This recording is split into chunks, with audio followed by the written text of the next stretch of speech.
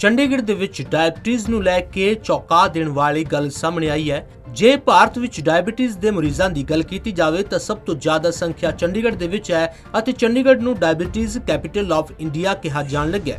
ਇਹ ਅਸੀਂ ਨਹੀਂ ਬਲਕਿ ਪੀਜੀਆਈ ਦੀ ਐਂਡੋਕ੍ਰਾਈਨੋਲੋਜੀ ਡਿਪਾਰਟਮੈਂਟ ਦੇ ਹੈੱਡ ਡਾਕਟਰ ਸੰਜੇ ਬਹਾੜਾ ਦਾ ਕਹਿਣਾ ਹੈ। ਉਹਨਾਂ ਦਾ ਕਹਿਣਾ ਹੈ ਕਿ ICMR ਦੀ ਸਟੱਡੀ ਦੇ ਮੁਤਾਬਿਕ ਚੰਡੀਗੜ੍ਹ ਦੇ ਵਿੱਚ 14.6% ਲੋਕ ਡਾਇਬਟੀਜ਼ ਦੇ ਨਾਲ ਪੀੜਤ ਨੇ ਅਤੇ ਹੁਣ ਇਹ ਰੇਸ਼ੋ ਹੋਰ ਵੀ ਵੱਧਦੀ ਜਾ ਰਹੀ ਹੈ। ਉਹਨਾਂ ਇਹ ਵੀ ਕਿਹਾ ਕਿ ਇੱਕ ਟਾਈਮ ਤੇ ਹੀ ਡਾਇਬਟੀਜ਼ ਵਰਗੀ ਬਿਮਾਰੀ ਨੂੰ ਰਾਜ ਰੋਗ ਕਿਹਾ ਜਾਂਦਾ ਸੀ ਕਿ ਇਹ ਬਿਮਾਰੀ ਅਕਸਰ ਰਾਜਾ ਲੋਕਾਂ ਨੂੰ ਹੁੰਦੀ ਹੈ, ਲੇਕਿਨ ਹੁਣ ਇਹ ਅਜਿਹਾ ਨਹੀਂ ਹੈ।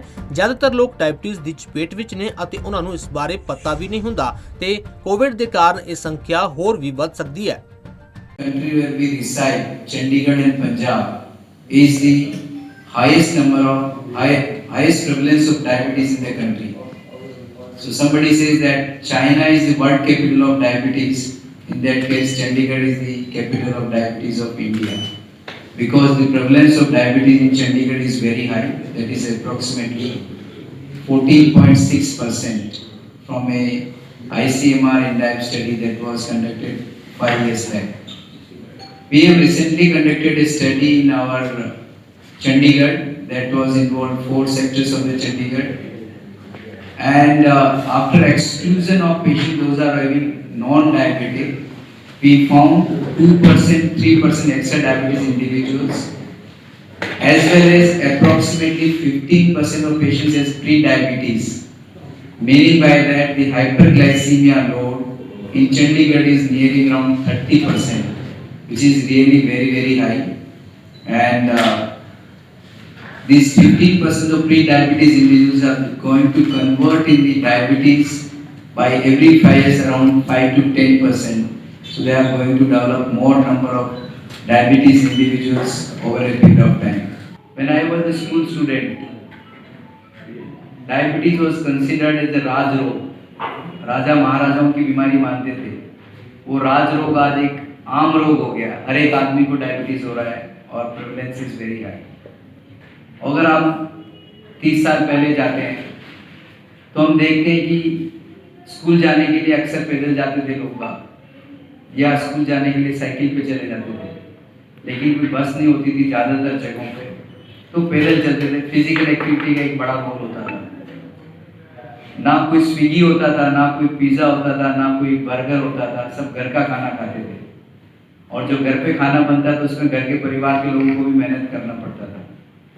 तो एक तरह से एक फिजिकल एक्टिविटी का एक बहुत बड़ा रोल था। जाने अनजाने में या ज़रूरत के हिसाब से वो फिजिकल एक्टिविटी होती थी।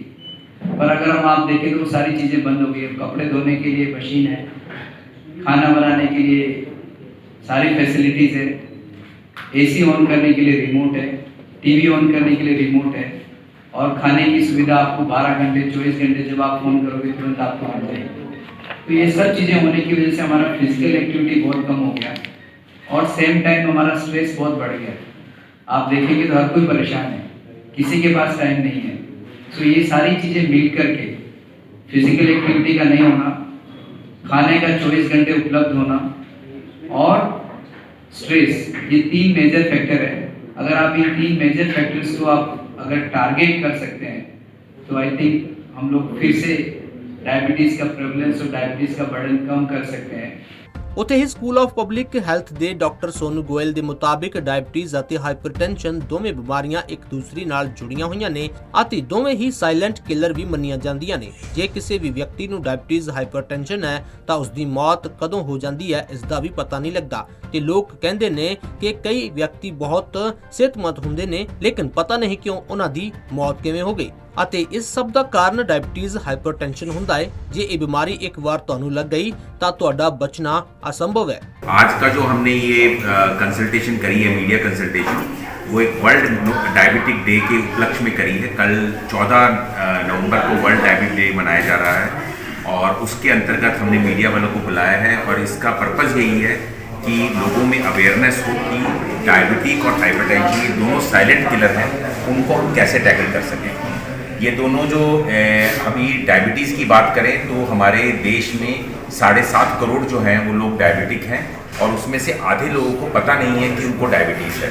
तो हमें न सिर्फ उन लोगों को जो डायबिटीज़ है उनका प्रॉपर मैनेजमेंट जो है वो जो दवाइयाँ लेते हैं वो लेनी चाहिए उनको, और उनको जो बाकी चीज़ें हम बताते हैं कि जो रिस्क फैक्टर्स हैं डायबिटीज़ के, हाइपरटेंशन, उसका भी ध्यान रखना चाहिए। पर जो लोग 40 ईयर्स एंड अबव हो गए हैं उनको अपना एक डायबिटिक का एग्जामिनेशन एवरी ईयर एटलीस्ट अपने आप को एक सिंपल डायबिटिक टेस्ट कराना चाहिए। इसके अलावा हम यही बोलते हैं कि डायबिटीज़ का कोई क्योर नहीं है, पर इसका प्रिवेंशन बहुत संभव है।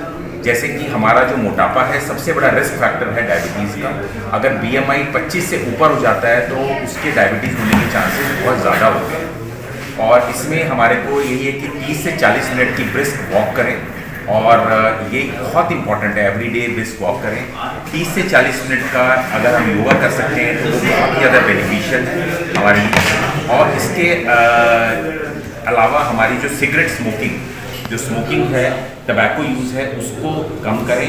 और ट्रांस फैट युक्त आइटम, जो food rich in trans fats हुए या फिर हाई शुगर कंटेंट हुआ, हाई सॉल्ट कंटेंट हुआ, तो वो बहुत कम लेने चाहिए, जिसमें कि ये पिज़्ज़ा, बर्गर और कैंड फूड्स आते हैं। तो मेरी यही गुजारिश है आप मीडिया वालों से कि आप लोग ये ज़्यादा से ज़्यादा जो लोगों को पहुँचाएँ, और जो सरकार है उस पर मतलब ये होना चाहिए कि डायबिटीज़ और हाइपरटेंशन से मृत्यु होती हैं जो दिखती नहीं है, तो इसके ऊपर दोबारा ध्यान आकर्षित करने की ज़रूरत है। और इसके लिए जो पॉलिसीज़ हैं, जैसे हम बाई डायरेक्शनल स्क्रीनिंग की बात करते हैं कि हाइपरटेंशन वाले जो लोग हैं उनका डायबिटीज़ की भी स्क्रीनिंग होनी चाहिए, और डायबिटीज़ वालों की हाइपरटेंशन की स्क्रीनिंग।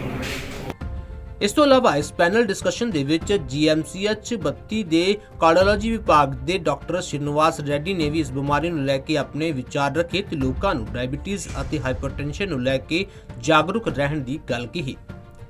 ਜਗਬਾਣੀ TV ਲਈ ਚੰਡੀਗੜ੍ਹ ਤੋਂ ਭਗਵਤ ਸਿੰਘ ਦੀ ਰਿਪੋਰਟ।